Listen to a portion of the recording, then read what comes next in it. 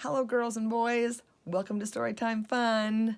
I dedicate this next book to my energetic and super fun grandchildren, Ethan, Denver, Summer, and Violet.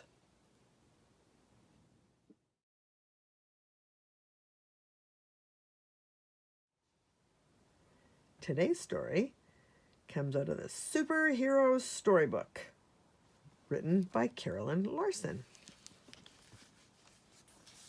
And the superhero we're looking at today is Superhero Samuel.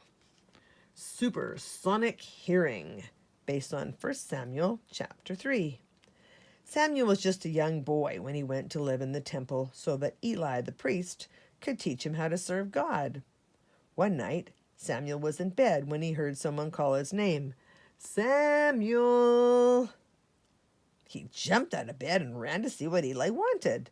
But Eli was asleep. It wasn't Eli who had called him. So Samuel went back to bed. He was nearly asleep when he heard his name called again. Samuel! Samuel! Right away, the young boy jumped out of bed and ran to Eli again. He asked what he could do for the old priest. But once again, Eli said, "Go back to bed. I did not call you." Samuel was a little confused. He knew he was hearing his name called, and if it wasn't Eli calling him, then who was it? Samuel climbed back into his bed and pulled up his blanket.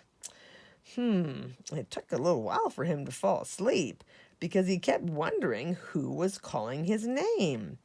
Just as he was dozing off, Samuel heard the voice again. Samuel! Samuel!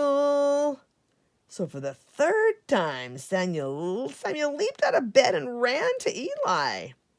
"What do you need, sir?" he asked. At last, Eli knew what was going on. "Samuel, it is God calling you," he told Samuel. "Here's what you do. Go back to bed, and when God calls again, say this: 'Here I am.'" Samuel did just what Eli said, and God told him amazing things. Superhero characteristic. Samuel had super good hearing. He heard God calling him and listened to what he said. A superhero listens carefully and then acts. Superhero tip. It is important to make time to be quiet so you can listen. It's hard to hear God's voice speaking if you don't get quiet first. When you pray, ask God to help you to listen to what He wants to tell you. Be still and know that I am God. Psalm 46, verse 10. That's it for today. See you next time.